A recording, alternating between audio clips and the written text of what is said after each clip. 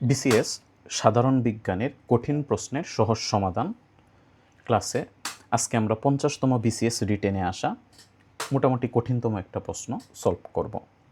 প্রশ্নটা ছিল আরএল এবং আরসি বর্তনীর মধ্যে পার্থক্য কী। তো এটা তড়িৎ বা ইলেকট্রিকের একটা প্রশ্ন বা ইলেকট্রনিক্সের একটা প্রশ্ন। তো এটা হচ্ছে ইন্টারমিডিয়েট পর্যন্ত যারা পড়াশোনা করছে ওই ক্ষেত্রে আরএল আরসি সম্পর্কে ধারণা থাকলেও পরেরটুকু সম্পর্কে আসলে ইন্টারমিডিয়েট নলেজ পর্যন্ত কারোর ধারণা নর্মালি থাকে না, বাংলা সিলেবাসে যাদের আছে, মানে বাংলা ভার্সন। একটি আরএল এবং একটি আরসি বর্তনীর মধ্যে তড়িৎ প্রবাহ সময়ের সাথে সাথে কীভাবে পরিবর্তন হয়, প্রবাহ সময় চিত্র অঙ্কন করে আলোচনা করুন। এই যে এই পোর্শনটুকু আসলে হচ্ছে যারা একদম তড়িৎ বিজ্ঞান মানে ত্রিপলি নিয়ে পড়াশোনা করছে অথবা ফিজিক্সের ইলেকট্রনিক্স নিয়ে পড়াশোনা করছে তাদের টপিক। আর এইটুকু মোটামুটিভাবে লেখা সম্ভব, আর অনেকের ক্ষেত্রে এটা আসলে নতুনই হবে। তো আমরা একটু বোঝার চেষ্টা করি। আর এবং এল, আর বলতে বোঝানো হয় রেসিস্টর, আর এল হচ্ছে ইন্ডাক্টর। রেসিস্টর আর এল হচ্ছে ইন্ডাক্টর। একটা তড়িৎ বর্তনী যদি একটা কোষ বা ব্যাটারি এবং একটা ইন্ডাক্টর এবং একটা রেসিস্টর এদের সমন্বয়ে গঠিত হয় তখন তাকে বলা হবে আরএল বর্তনী। আরসি, আর মানে রেসিস্টর, সি মানে ক্যাপাসিটর, সি মিনস ক্যাপাসিটর। তাহলে রেসিস্টর এবং ক্যাপাসিটরের সমন্বয়ে যে বর্তনীটা থাকবে, রেসিস্টর ক্যাপাসিটর আর সাথে একটা কোষ লাগবে যাতে তড়িৎ প্রবাহিত হয়, ওইটাকে বলা হবে আরসি বর্তনী। আর কোনো একটা বর্তনীতে যদি কোষ, রেসিস্টর, ইন্ডাক্টর এবং ক্যাপাসিটর একসাথে থাকে তখন এটাকে বলা হবে আরএলসি বর্তনী। আরএলসি বর্তনী। তো এখানে আসছে আরএল বর্তনী এবং আরসি বর্তনীর পার্থক্য। তো আরএল বর্তনীর প্রধান উপাদান হচ্ছে রোধ এবং আবেশক, আর আরসি বর্তনীর প্রধান উপাদান হচ্ছে রোধ এবং ধারক। আরএল বর্তনীতে আবেশক হচ্ছে চুম্বক শক্তি, চুম্বকীয় ক্ষেত্রের মাধ্যমে শক্তি সঞ্চয় করে, আর আরসি বর্তনীতে ধারক হচ্ছে বৈদ্যুতিক ক্ষেত্রে শক্তি সঞ্চয় করে, মানে বৈদ্যুতিক শক্তি সঞ্চয় করে, আর ধারক হচ্ছে চুম্বকীয় শক্তি সঞ্চয় করে রাখে। তড়িৎ প্রবাহের বাধার ক্ষেত্রে বলা যায় আবেশক হচ্ছে তড়িৎ প্রবাহের তাৎক্ষণিক পরিবর্তনে, তড়িৎ প্রবাহের তাৎক্ষণিক পরিবর্তনে সে বাধা দেয়। ইনডিউসড একটা বিভব হয়, একটু পরে আমরা দেখব ওই ইনডিউসড বিভবের কারণে প্রবাহটা সে কমিয়ে দিতে চেষ্টা করে। আর ধারক হচ্ছে বিভব পার্থক্যের পরিবর্তনে মূলত বাধা দেয়, বিভব বাড়াইতে গেলে সে এই বাধাটা প্রয়োগ করে। আর এখানে একটা টাইম কনস্ট্যান্ট বিষয় আছে, এটা প্রমাণের সময় আসবে যে আরএল বর্তনীতে টাইম কনস্ট্যান্ট বা সময় ধ্রুবক হচ্ছে L/R, আর আরসি বর্তনীতে টাইম কনস্ট্যান্ট হচ্ছে, টাইম কনস্ট্যান্টকে টাও দ্বারা প্রকাশ করা হয়, এটার মান হচ্ছে আরসি। আরএল বর্তনীটা মূলত ফিল্টারে এবং চোখ কোয়েল হিসেবে ব্যবহার করা হয়, আর আরসি বর্তনীটা যে কোনো ক্যাপাসিটর হচ্ছে মূলত টাইমিং সিগন্যাল বা এই জিনিসগুলোতে মানে সময় বা শব্দ রিলেটেড জিনিসগুলোতে ব্যবহার করা হয়। টাইমিং সিগন্যাল বা টাইমিং সার্কিট এবং সিগন্যাল ফিল্টারিংয়ে ব্যবহার করা হয়। মোটামুটি আরএল বর্তনী এবং আরসি বর্তনী সম্পর্কে ধারণা হওয়ার পর পরের অংশটুকুতে যাই যে আরএল বর্তনী এবং আরসি বর্তনীর ভিতরে তড়িৎ প্রবাহ সময়ের সাথে সাথে কীভাবে পরিবর্তন হয়।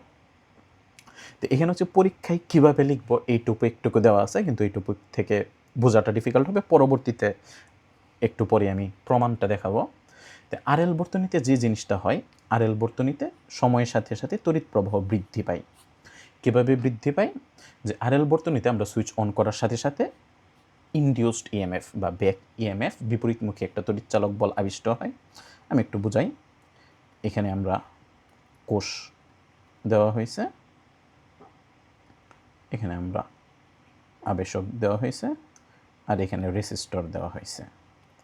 তো আমি এই কোষ বা বর্তনী যখন পূরণ করব, মানে এখানে সুইচ চালু করব, তখন এই আবেশকের ভিতরে একটা ইএমএফ আবিষ্ট হবে। এই ই হচ্ছে e equal to L di by dt.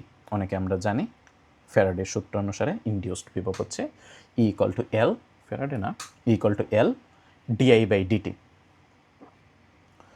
তো বিপরীতমুখী তড়িৎচালক বলের কারণে প্রবাহ শূন্য থেকে, মানে প্রবাহ তো প্রথমে সুইচ দেওয়ার আগে শূন্যই থাকবে, সুইচ দেওয়ার সাথে সাথে ইনডিউসড বিভব হচ্ছে বাট প্রবাহটা ধীরে ধীরে বৃদ্ধি পায়। কেন বৃদ্ধি পায়? কারণ এই ইনডিউসড বিভবটা সময়ের সাথে সাথে কমে যায়, সময়ের সাথে সাথে কমে যায়, যার কারণে কি হয়, মানে শেষ হয়ে যায় ইন্ডাকশনটা, তখন তড়িৎ প্রবাহ সময়ের সাথে সাথে বৃদ্ধি পেয়ে যায়।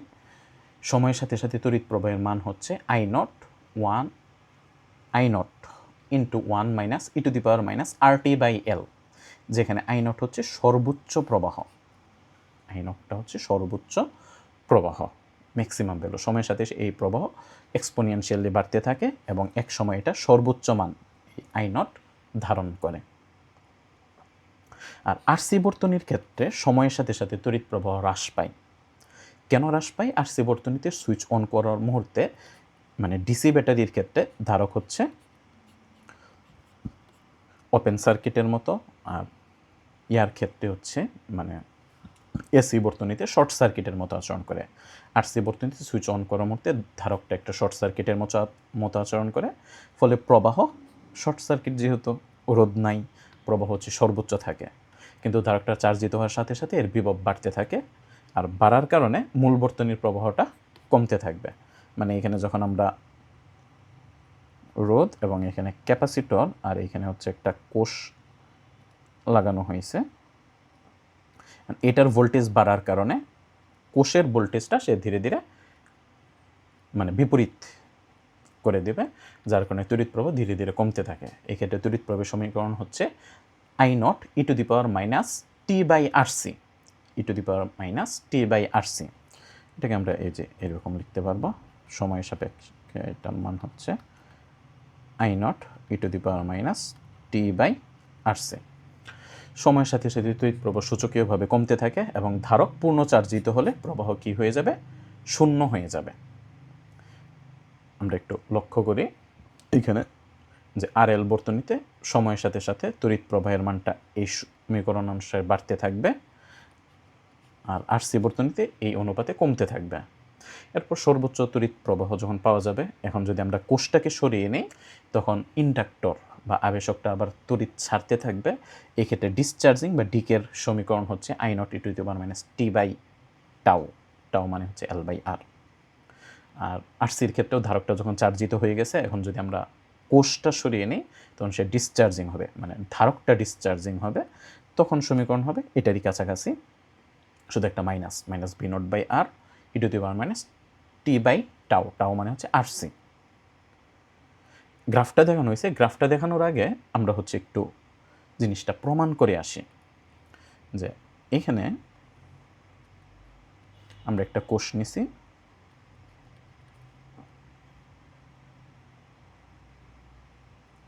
একটা আবেশক নিছি, এটা হচ্ছে এসি কোষ আসলে, আর একটা রেসিস্টর নিচ্ছি, এটার মান হচ্ছে ই, আবেশকের স্বকীয় আবেশ গুণাঙ্ক হচ্ছে এল এবং রোধ হচ্ছে আর। তাহলে ই এটুকু হচ্ছে আমার অ্যাপ্লাইড মাইনাস ই ইনডিউসড সমান সমান আমরা লিখতে পারবো আইআর, এই আইটা সময়ের সাপেক্ষে পরিবর্তনশীল, ই মাইনাস ই ইনডিউসডটাকে লেখা যায় LdI/dt, কারণ আবেশকের ভিতরে যে পরিমাণ আবেশিত বিভব উৎপন্ন হয় এটা তড়িৎ প্রবাহের পরিবর্তনের হারের সমানুপাতিক। I ইন্টু আর, এটা একটু খেয়াল রাখতে হবে, আবেশকে যে পরিমাণ ইনডিউসড বিভব হয় এটা তড়িৎ প্রবাহের পরিবর্তনের হারের সমানুপাতিক, এটা একটা সূত্রই ছিল ইনডিউসড যেটুকু। তো এখান থেকে আমরা যে জিনিসটা লিখতে পারবো, ই মাইনাস আইআর সমান সমান হচ্ছে LdI/dt, তাহলে DI/E মাইনাস আইআর সমান সমান আমরা লিখতে পারবো DT/L। যে জিনিসটা আমরা করছি এই জিনিসটা হচ্ছে ডিটি এবং এলকে বাম পক্ষে নিয়ে আসছি আর এটাকে ডান পক্ষে পাঠিয়ে দিছি। এটা একটা ডিফারেন্সিয়াল ইকুয়েশন। এটাকে যদি আমরা ইন্টিগ্রেশন করি,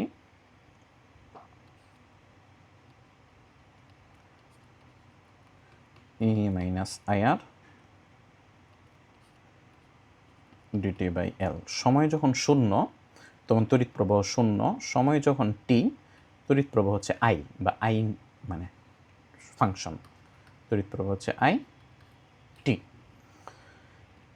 এখন আমরা যদি ইন্টিগ্রেশন করি, এখানে ইন্টিগ্রেশনটা যেহেতু ইজি, 1/L ডিটির ইন্টিগ্রেশন হচ্ছে শুধু টি। যারা ইন্টিগ্রেশন বুঝি না, বিসিএসে যেহেতু আমরা সায়েন্স, আর্টস, কমার্স আমজনতা অংশগ্রহণ করে, সুতরাং ইন্টিগ্রেশন বোঝা টাফ। তারা হচ্ছে শুধু এইটুকু জিনিস মুখস্থ রাখতে হবে, বাট মুখস্থ রেখে আসলে আনসার করাটা অনেক ক্ষেত্রে ডিফিকাল্ট হয়ে যায়। কিন্তু যারা সায়েন্সের, তারা আশা করি এইটুকু মানে ইন্টিগ্রেশন এবং ডিফারেন্সিয়েশন সম্পর্কে ধারণা থাকলে বুঝতে পারবা। তো ডান পক্ষটা, বাম পক্ষ আমরা একটু পরে করি। এখানে মান আসবে 1/L ইন্টু টি। আর এখানে যখন আমরা ইন্টিগ্রেশন করতেছি ই মাইনাস IR, এটাকে ধরে নিলাম ইউ, তাহলে এটা ডিফারেন্সিয়েশন করলে আসবে, যেহেতু আমরা আয়ের সাপেক্ষে করব, মাইনাস আর ইন্টু ডিআই সমান সমান আসবে ডিইউ। দ্যাট মিন্স ডিআইকে আমরা লিখতে পারবো, ডিআইকে লিখতে পারবো ডিইউ বাই, এখানে লিখি ডিইউ বাই মাইনাস আর, আর এখানে আমার আছে ইউ। এখন যদি আমরা ইন্টিগ্রেশন করি, -1/r ধ্রুবক 1/u এর ইন্টিগ্রেশন হচ্ছে লন ইউ, ইউ এর মানটা আমরা এখানে বসিয়ে দিচ্ছি, ই মাইনাস IR। লিমিট বসাইতে হবে, সময় যখন 0 তখন তড়িৎ প্রবাহ 0, আর সময় যখন টি তখন তড়িৎ প্রবাহ I।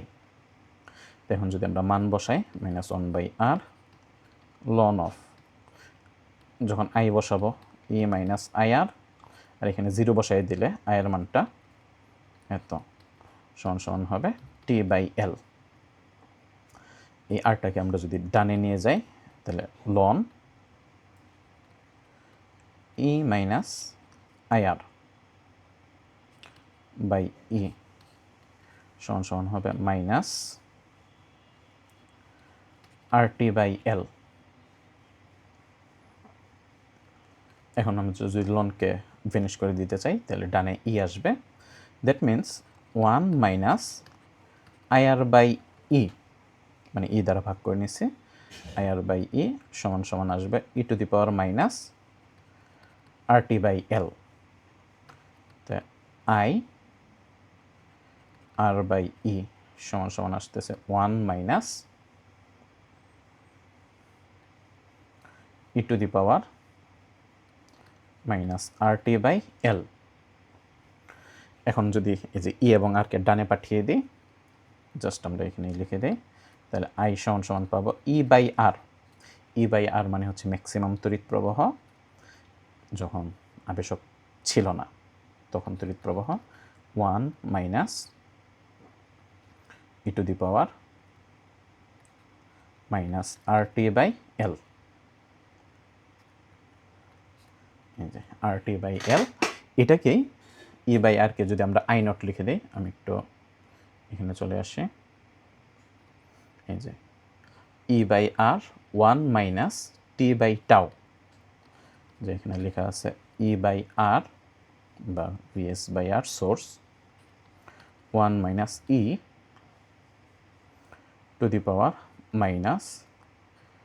T into tau, tau এর মান হচ্ছে L/R, তাহলে এখানে হচ্ছে L আর এখানে আসবে R।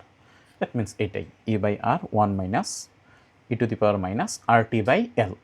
এটা হচ্ছে তড়িৎ প্রবাহ কিভাবে পরিবর্তন হচ্ছে, মূলত একটা ডিফারেনশিয়াল ইকুয়েশন সলভ করে এটা প্রমাণ করা হয়। তো এখন যদি আমরা এটার গ্রাফ আঁকি, গ্রাফ আঁকলে দেখা যাবে যে সময়ের সাথে সাথে এই আয়ের মানটা, তড়িৎ প্রবাহটা বাড়তে থাকবে। এই যে সময় যখন বাড়তেছে, বাড়তে বাড়তে এটা সর্বোচ্চ মানে পৌঁছে যাবে একটা সময় E/R।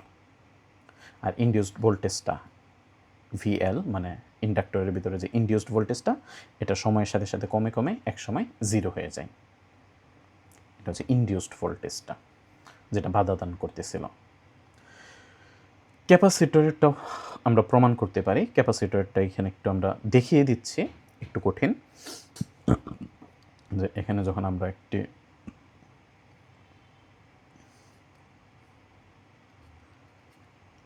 RC বর্তনী অঙ্কন করব, এখানে ই অ্যাপ্লাইড দেওয়া হয়েছে, এটা হচ্ছে ক্যাপাসিটরের ভোল্টেজ ধরে নিলাম VC, আর এটা রোধ। তাহলে আমরা যেটুকু দিব, মানে কোষ যখন লাগাবো ধারকের দুই পাশে চার্জ জমা হইতে থাকবে, ভোল্টেজ আবিষ্ট হবে বা ভোল্টেজ সৃষ্টি হবে। এই ভোল্টেজের কারণে তড়িৎ প্রবাহটা কমতে থাকবে।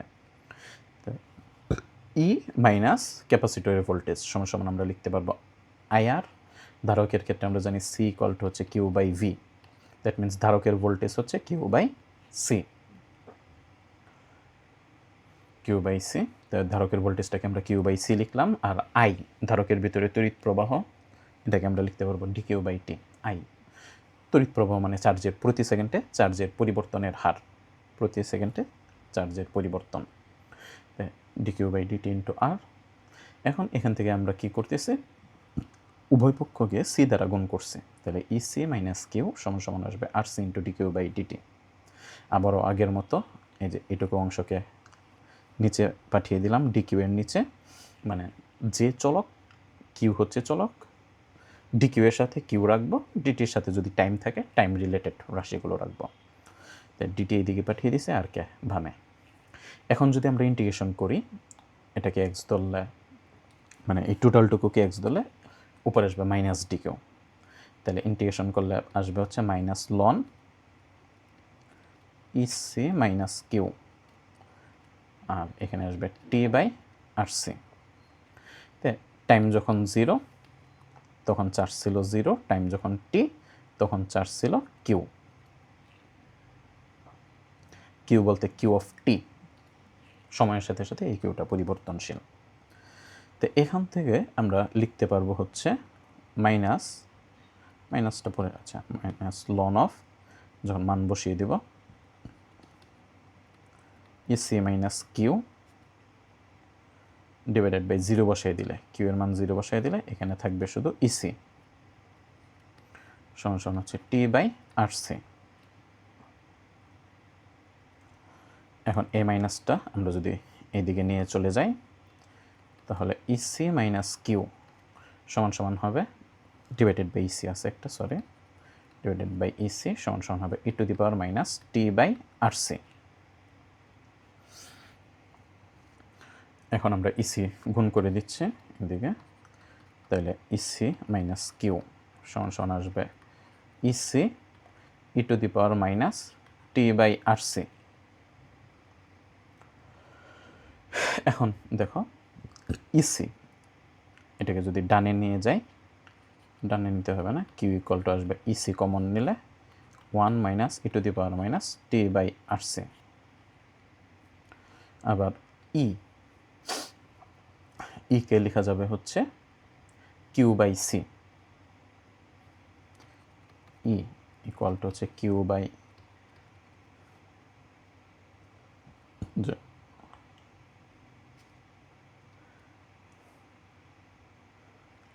ধারকের ভিতরে যে পরিমাণ সর্বোচ্চ চার্জ জমা হইতে পারে এটুকুর মান হচ্ছে কিউ বা ইসি, আপাতত ইসি থাক, লিখতে হবে না। এটা হচ্ছে সময় সাপেক্ষে চার্জ।